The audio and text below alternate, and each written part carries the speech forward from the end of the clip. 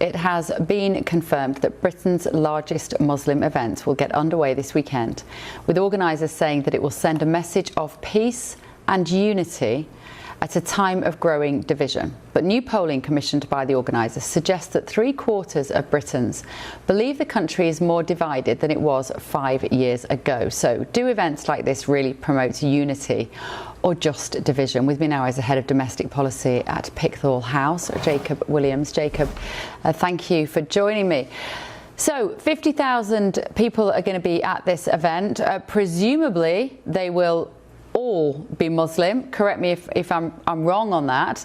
And it's being touted, as I say, as a means of bringing people together. But surely it's only bringing together people who are Muslims. Well, it's a rather strange accusation to make against a religious gathering that it brings together people from a particular religion or denomination. That's true of any church gathering on any Sunday. Any mosque or any synagogue is for people of a particular religion. Of course, the country is divided. One of the reasons the country is divided is that we have had a unsustainable and unwanted pace of immigration over the last, especially the last 7 or 8 years. The country fundamentally is not divided just because there are some Muslims in the country or because Muslims have religious freedom, the same religious freedom that everybody else in this country benefits from, and the fact that every British citizen has the right to attend religious gatherings of their own faith or secular gatherings or no gatherings at all is a basic liberty that is not the cause of our divisions or the cause of any problems. I would also just point out this particular gathering is by a denomination of Islam called the Ahmadiyya Muslim community. Now, this community is regarded by the majority of other Muslims as being somewhat heretical or not really properly Muslim. So if one were to look at this event and say, well, the Muslims are here trying to take over, as people sometimes do, often quite absurdly, as we saw with the completely innocent prayers in Trafalgar Square, these are the last people likely to do so, because this particular community would be and is the victim of persecution in many so-called Islamic states. So these are the last people trying to take over the country. This is a show of simply people coming together to worship God in the way that they think is right, which is a basic freedom of all British citizens. So would you say that people who aren't Muslim would be welcome at this festival? If you were Jewish, for instance, and you turned up with your family, how do you think you would be treated?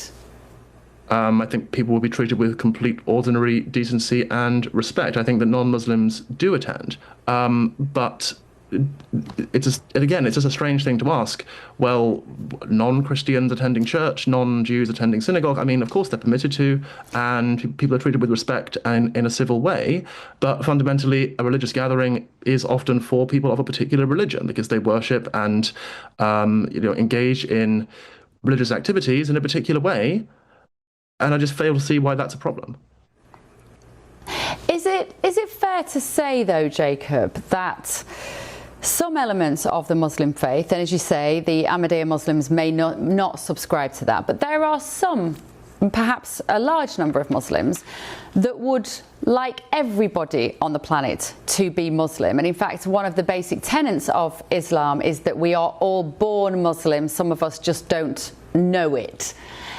That is one of the basic tenets, I understand, correct me if I'm wrong, and therefore people are understandably concerned at the idea that there may be ambitions to take over more power in the UK, to run councils, to run business associations, to therefore steer the culture in the UK in a way that will prioritise Muslims and the requirements, the needs, the celebrations of Islam over what other people might describe as our basic traditional small c conservative Christian Judeo culture. Are you saying that those people have nothing to worry about? They can sleep easy at night because that agenda does not exist and it is a myth? Of course it exists. Of course it's not a myth. Of course there are a minority of Muslims who would support projects like this. Unfortunately, that is the case. There are also a minority of Christians who would like the country to be run by the Pope. Catholic integralists is the term. So there are extremists in all religions. And yes, at present, we do have particular concerns about a minority of Muslims and their behavior and their political views. There are legitimate concerns there, and we've been the first to admit that. But to say this is because of some basic theological commitment, I mean, as a Muslim, would I like everyone in the world to be Muslim? Yes, of course I would. But I would like them to do so freely out of their own free will and recognition of the value of the religion, not out of force. You can't force someone to believe in God or in any spiritual belief. So there's no point in making this into some kind of issue.